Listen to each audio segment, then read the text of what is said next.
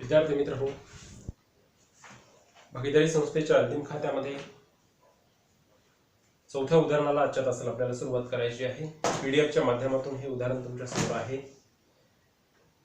पुढील परीक्षा सूची आणि समायोजनांच्या आधारे आशा व उषा या दोन भागीदारांच्या भागीदारी संस्थेच्या संदर्भात जे पुस्तक तयार करण्यात आलेलं आहे त्यामध्ये व्यापार खाते, नफा तोटा खाते आणि त्याच तारखेचा ताळेबंद आपल्याला तयार करायचा आहे। खाली जी परीक्षा सूची अथवा तेरीज देऊ केलेली आहे तिच्या नावे शिल्केच्या आणि जमा शिल्केच्या आधारे बरोबरच समायोजनांच्या आधारे आपण आज चौथ्या उदाहरणाचा व्यापार खाते, नफा तोटा खाते आणि ताळेबंद तयार करणार आहोत। सुरुवातीलाच नावे बाजूच्या ज्या शिल्का आहेत त्यांचा विचार या ठिकाणी आपण करूया। जमीन व इमारत 37,800,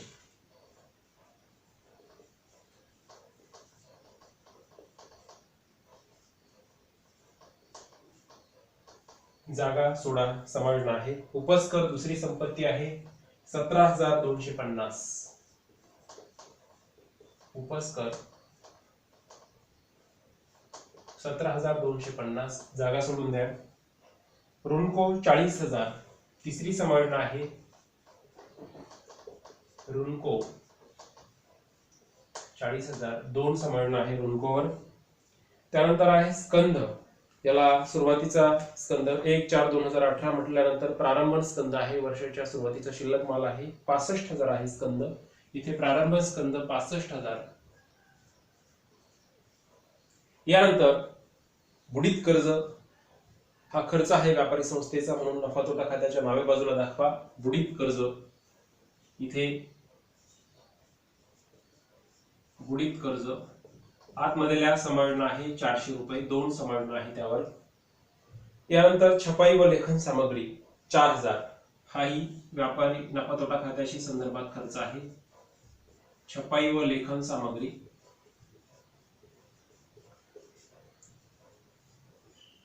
4,000 रुपये। त्यानंतर आहे मजुरी 3,000, मजुरी हा व्यापार खात्याशी संदर्भात खर्च आहे म्हणून या ठिकाणी व्यापार खात्याचे नावे बाजूला दाखवूया आपण। खरेदीला जागा सोडा,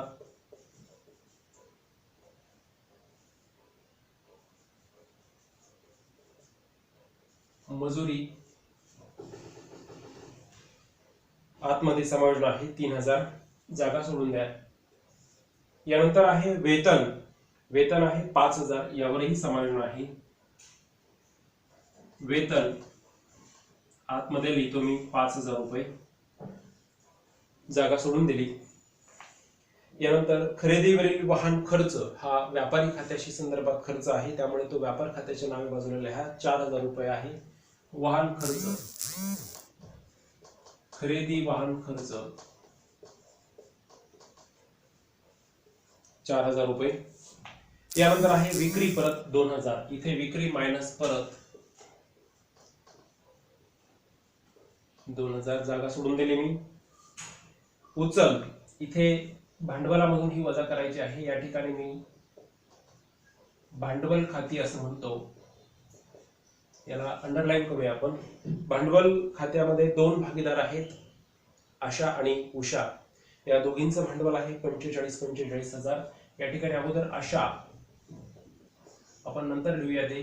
यामध्ये या भांडवलात शुद्ध नफा आपल्याला प्लस करायचा आहे आणि मग यातून उचल ही जी राशी आहे ही वजा करायची। आशाची 2,000 रुपये आहे, उचल 2,000, या ठिकाणावरून आपल्याला मायनस करायचे। अशाच प्रकारे उषा, या उषाचं जे भांडवल आहे ते आपल्याला या ठिकाणी दाखवायचं आहे, त्यामध्ये शुद्ध नफा प्लस करायचा आहे आणि त्यानंतर मग उचल ही राशी वजा करायची आहे। तिची जी राशी आहे उचलेची ती 3,000 रुपये आहे, ती आपण या ठिकाणी दाखवूया आणि तीही आपल्याला या शुद्ध नफ्यानंतर ते अधिक केल्याच्या नंतर वजा करायची आहे। उचल संपल्याच्या नंतर आपल्याला पाहायचं आहे कसर, कसर ही खर्च आहे कारण नावे अधिक आहे 2,030 रुपये, हा कसर इथे दाखवायचा आहे आपल्याला। कसर 2,030 रुपये। यानंतर निशाला अग्रिम रक्कम देण्यात आलेली संपत्ती आहे, निशाला अग्रिम म्हणून दिलेली, या ठिकाणी मी लिहितो निशाला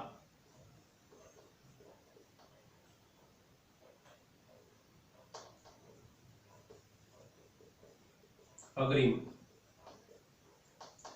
रुपये 10,000 एवढी ती राशी आहे. संपत्ती आहे ती, म्हणून संपत्ती बाजूला लिहूया आपण. यानंतर हस्तस्थ रोख 20,000 रुपये, ही देखील संपत्ती आहे विद्यार्थी मित्र. हस्तस्थ रोख 20,000 रुपये. हस्तस्थ रोख नंतर आहे बँकेतील रोख, तर ही देखील संपत्ती आहे, म्हणून संपत्ती बाजूला लिहा 8,000 रुपये. बँक शिल्लक 8,000 रुपये. यानंतर आहे व्याज. व्याज हा खर्च आहे, म्हणून नफा तोटा खात्याच्या नावे बाजूला दाखवा. व्याजाची जी काय राशी आहे ती 1,000 रुपये आहे. या ठिकाणी लिहितो मी व्याज 1,000 रुपये. यानंतर कमिशन हाही खर्च आहे, 2,000 रुपये कमिशनचा खर्च आहे. इथे कमिशन नफा तोटा खात्याच्या नावे बाजूला 2,000 रुपये. यानंतर आहे अधिकार शुल्क. हा व्यापार खात्याशी संदर्भात एक वे आहे, एक्सपेंडिचर आहे, की हे शुल्क आहे, वर्गणी म्हणूया याला आपण.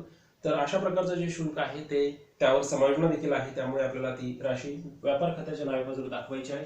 अधिकार शुल्क 2,000 रुपये.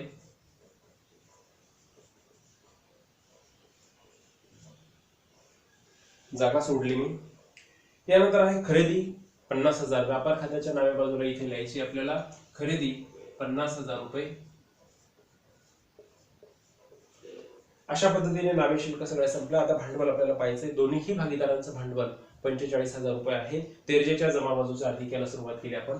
इथे 45,000 रुपये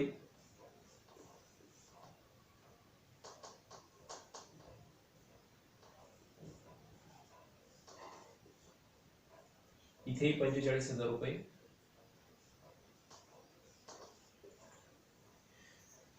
यानंतर आहे विक्री 1,20,000. व्यापार खात्याच्या जमा बाजूला आपल्याला दाखवायची विक्री 1,20,000.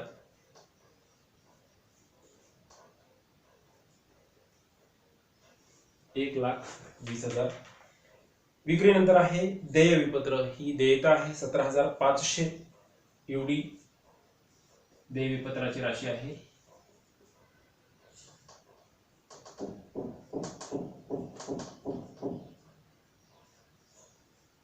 17,500. अधिकोष अधिविकर्ष हे देखील कर्ज आहे, त्यामुळे देयता बाजूला आपल्याला ते दाखवायचं आहे. साधारणतः अधिकोष अधिविकर्षाची जी राशी आहे ती 10,000 रुपये आहे. इथेच दाखवायचे आपल्याला अधिकोष अधिविकर्ष. चालू खात्यावर ही सवलत देऊ केली जाते. यानंतर आहे खरेदी परत 1,480. इथनं मी लिहितो 1,480. खरेदी परत आपल्याला या ठिकाणी लगेच परत करून घेऊया आपण 20 रुपये. चला 1 5 आणि 5 10. चला 1 2 आणि 8 10. चला 1 4. 48,520. खरेदी परत नंतर आपल्याला पाहायचं आहे धनको. ही देखील देणं आहे 22,000 रुपये आहे. इथे लिहा देयता बाजूला विविध धनको. धनकोची राशी आहे 22,000. धनको नंतर आपल्याला विचारात घ्यायचे आहे बँक कर्ज. हे देखील देणंच आहे. बँक कर्ज 15,000 रुपये.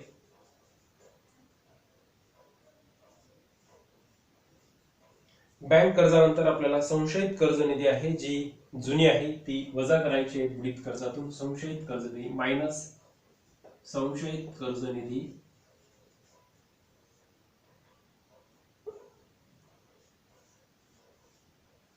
1,000 रुपये.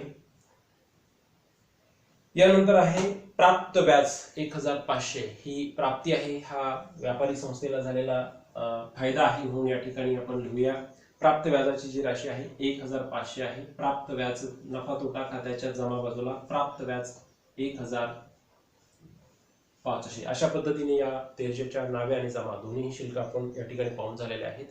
आपण व्यापार नफा तोटा आणि ताळेबंदाच्या बाजूला ही सगळी पद्धत दाखवली. यानंतर आपल्याला ऍडजस्टमेंटचा विचार करायचा आहे. पहिली ऍडजस्टमेंट आपण विचारात घेऊया.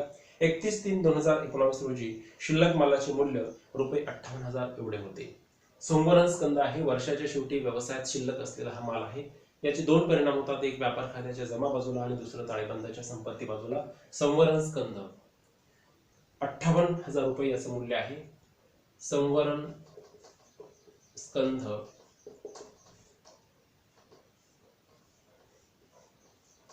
58,000 रुपये. इथनं आपण ही राशी वजा करूया. 2 आणि 8 10 चाला 1 1 आणि 1 आणि 1 अशी लाईन 1,18,000 विक्री आणि विक्री परत 1,20,000 विक्री आहे आणि परत 2,000 आहे. 1,18,000 रुपये एकूण राशी राहिली. खाली संवरण स्कंद 58,000. संवरण स्कंदाचा दुसरा परिणाम या ठिकाणी आपल्याला दाखवायचा आहे. संवरण स्कंध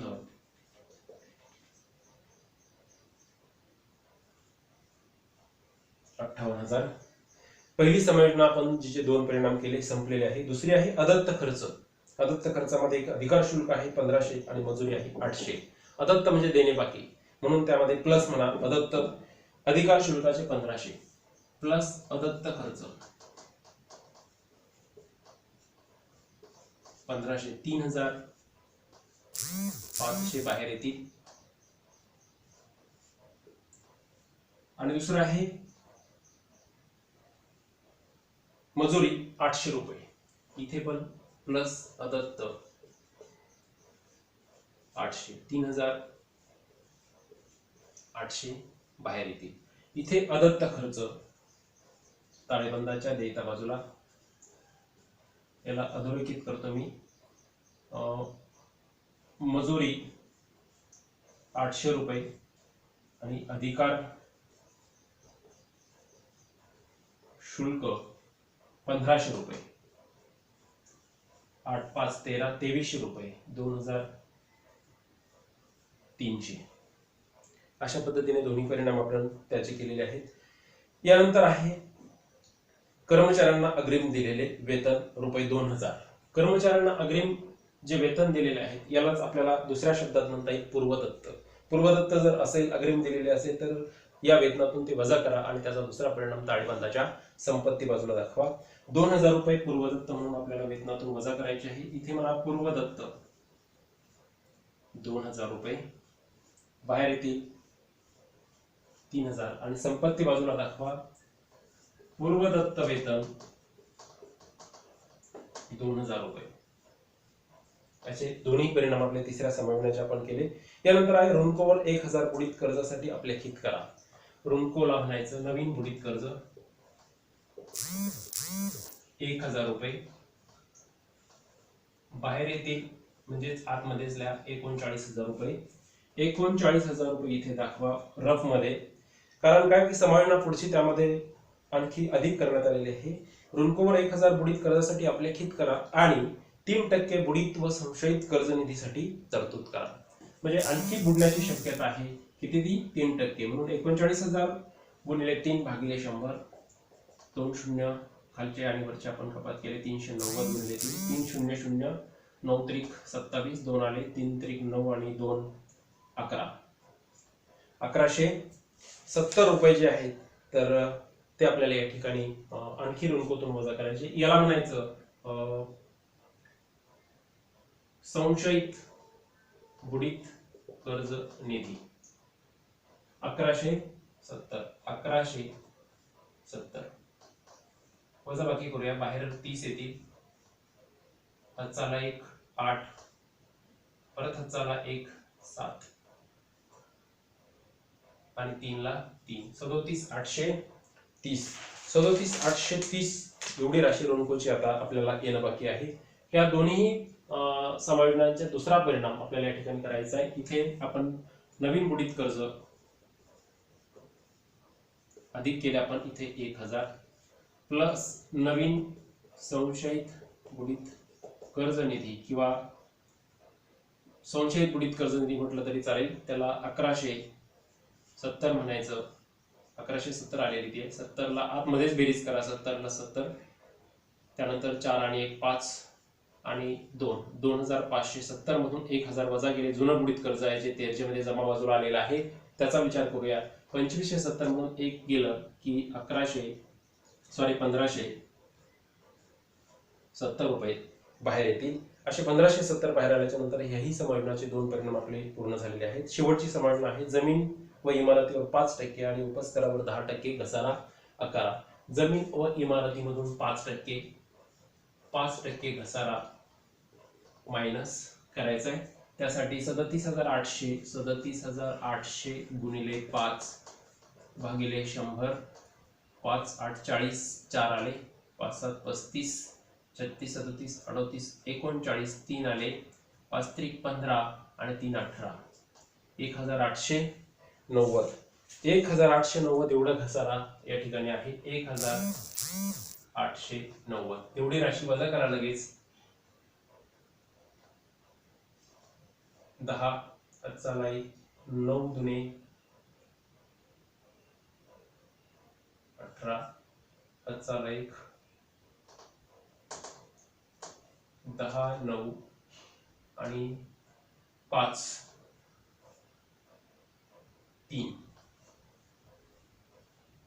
35,910 एवढी जमीन आणि इमारतीची जी राशी आहे ती आपल्याला बाहेर पाहायला मिळेल. यानंतर आहे 10% उपस्करावर 10% घसारा करायचा आहे आपल्याला. या ठिकाणी परत 10% घसारा मायनस म्हणा, म्हणजे 1725 रुपये. 10% किती येतील? 1725. 5 5 10 चला 1 3 म्हणजे 5 मधून 3 गेले, राहिले 2.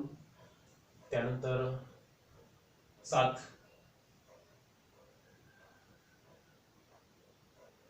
आणि 5 12 चला 1 5 आणि 2 7 आणि 17 म्हणजे 15,525. 15,525. इकडे आपण घसाऱ्याची राशी दाखवायची आहे, कारण हा खर्च आहे. नफा तोटा खात्याच्या नावे बाजूला घसारा म्हणतो मी, त्याला अधोरेखित करा. आणि सुरुवातीला जमीन व इमारत किती? 1890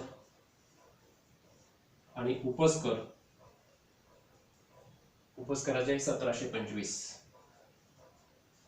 दोन्हींची बेरीज करा. 5 ला 5, 9 आणि 2 11, 9 10 आणि 6 16, 3 3615 रुपये हा एकूण म्हणजे झीज किंवा घसाऱ्याच्या रकमेचा उल्लेख या ठिकाणी आपल्याला करावा लागेल. अशा पद्धतीने आपण दोन्ही परिणाम या शेवटच्या समायोजनाचे केले. तिकडनं संपत्तीतून वजा केले आणि नफा तोटा खात्याच्या नावाबद्दल दाखवले. यानंतर आपल्याला आता व्यापार खाते बंद करायचे आहे. तर आपण या ठिकाणी व्यापार खात्याचा विचार करू. 8 2 16, 3 0 1 2 3, 8 2 16, हातचाला 1 6 आणि 1 7, 1,76,000 एवढी राशी या ठिकाणी येते. 1,76,000. 2 आणि 8 इथे फरक जो आहे तो आपल्याला काढायचा आहे. 2 आणि 8 10, हातचाला 1 6, 8 आणि 6 14 आणि 5 19, 19 आणि 1 20, हातचाले 2 7, 2 14 आणि 1 15, 18 22 25 आणि 1 26, हातचाले 2 8 आणि 4 12, 12 आणि 5 17, हातचाला 1 मधून 1 गेलं 0. 53,500, 65,048, 520, 3 800 आणि 3 504. परत एकदा या ठिकाणी विचारात घेऊ. 2 आणि 8 10,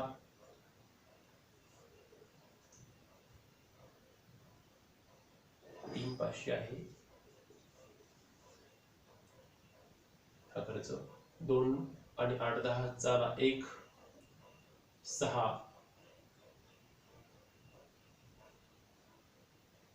आणि 8 14 15 16 17 18 19 19 आणि 1 20, 4 2 7, 2 14 आणि 15 16 17 18 19 20 21 22 23 24 25 25 आणि 1 26, 4 2 8, 8 आणि 4 12 आणि 5 17 म्हणजे 51,180. 51,180 हा आहे सकल नफा. 51,180. इकडे घेऊया आपण नफा तोटा खात्याला 51,180. 51,180 ला आपण या ठिकाणी त्यामध्ये प्राप्त व्याज जे आहे त्याचा विचार करू. 51,180 आणि 1,500. 80 ला 80, 5 आणि 1 6, 1 आणि 1 2, म्हणजे 52,680 एवढी नफा तोटा खात्याची जमा अधिकाची राशी आहे. इकडे घेऊया आपण डाव्या बाजूला 52,680. आता बेरीज करूया आपण, म्हणजे वजाबाकी करायची. 5 आणि 5 10, चला 1 8 आणि 3 11, 12 आणि 6 18. 18 म्हटल्यानंतर 1 6, 6 आणि 6 12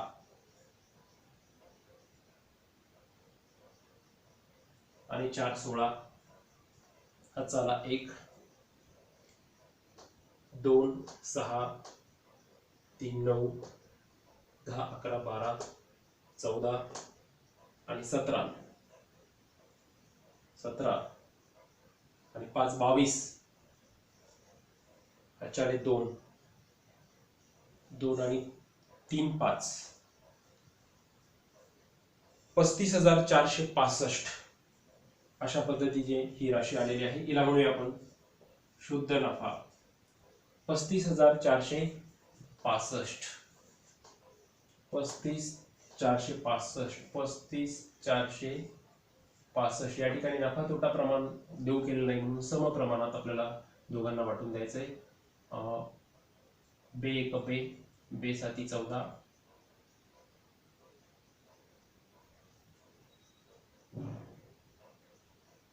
परत बे 7 14, बे 3 6, बे 2 4. 17,732 आणि 17,733 असा या ठिकाणी आशा आणि उषा. आशा 17,732, उषा 17,733 असा तो नफा आपल्याला वाटून द्यायला लागेल. 17,732, 17,733. इथे आपण बेरीज करूया लगेच. 2 3 7, 7 आणि 3 10 आणि 2 12, चला 1 4 आणि 2 6, 62,732. इथे पण 733 12, चला 1 62,733. 62,732 मधून आपण वजाबाकी जर केली -2 आपल्याला उचलीची वजा करायची. लक्षात घ्या ही त्यांची भांडवलाची राशी आहे 45,000 प्लस नफा तोटा खात्याला आलेला शुद्ध नफा त्याच्या वाट्याला आशाच्या वाट्याला गेलाय 17,732. त्या दोन्हींची बेरीज केली 62,732. इथे लिहितो मी परत एकदा 62,732. आता 62,732 मधून त्यांनी जी राशी उचल केलेली आहे विद्यार्थी मित्र ती आपल्याला वजा करावी लागेल. म्हणून या ठिकाणी ती वजा करता आपण बघितलं तर उरतात 60,732. 60,732. यानंतर इथे आपण जर बघितलं तर 62 मधून 3 वजा केले तर 59,733 रुपये या ठिकाणी वजा होतील, मायनस म्हणायला. अशा पद्धतीने हा सगळा भाग या ठिकाणी आपण विचारात घेतला. आता आपल्याला या दोनही बाजू ज्या आहेत त्या संतुलित करायच्या आहेत. साधारणतः 35,910, 15,525, 37,330. इथे 37,330 रुपये आलेले आहेत. त्यानंतर 10,000, 20,000, 58,000 आणि 2,000 रुपये अशा पद्धतीने आपण या ठिकाणी या सगळ्या बाजू विचारात घेतल्या. 60,732, 59,733, 17,500, 10,000, 22,000, 15,000 आणि 2,300 अशा पद्धतीने या दोन्ही बाजू आपल्याला आता संतुलित कराव्या लागतील. विद्यार्थी मित्रांनो, प्रथमतः आपण संपत्ती बाजूचा या ठिकाणी विचार करू. संपत्ती बाजू आणि देयता बाजू या दोन्हीही बाजू आपल्याला सारख्या कशा येतील याचा विचार करायचा आहे. साधारणतः आपण या ठिकाणी 5 ला 5 विचारात घेऊया. 2 आणि 1 3 आणि 3 6, 9 10 आणि 4 14 17 17 ला 7 5 1 6 आणि 5 11 11 आणि 7 18 आणि 8 26 आणि 8 32 34 3 आणि 3 6 7 3 10 13 आणि 18 1,84,265. परत एकदा आपण याचा विचार करू. 5 3 आणि 3 6 9 10 14 17 17 ला 7 1 6 5 11 18 26 34 35 36 40 3 आणि 3 6 7 3 10 13 आणि 18 1,86,000. पाच आणि 5 3 3 6 9 10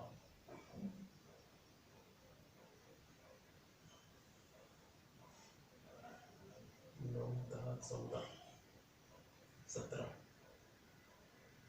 7 6 5 11 18 24 37 35 36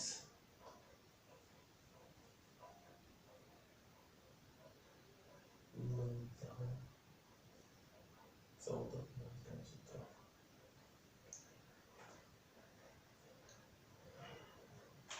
इकडे बघूया आपण 2 5 3 आणि 3 6 7 2 14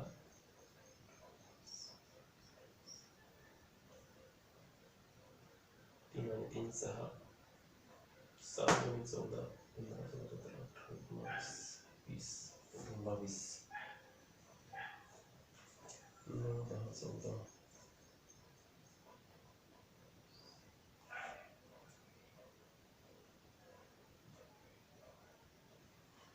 35 910 15 525 37 800 सॉरी इथे 37 800 होते आपण ते 37 830 इकडे बघूया आपण परत एकदा बघा 5 3 आणि 3 6 9 10 14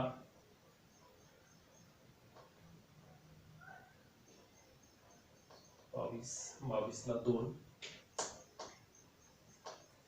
4 2 5 आणि 2 7 12 19 20 27 30 37 4 3 3 6 7 3 10 13 आणि 18 1,87,265 इथे 3 आणि 3 6 7 2 14 15 16 17 18 19 20 21 22 22 4 2 11 11 आणि 7 18 19 20 25 26 27 4 2 8 5 13 14 15 16 17 आणि 18 1,87,265 1,87,265 आणि 1,87,265 अशा पद्धतीने हा एक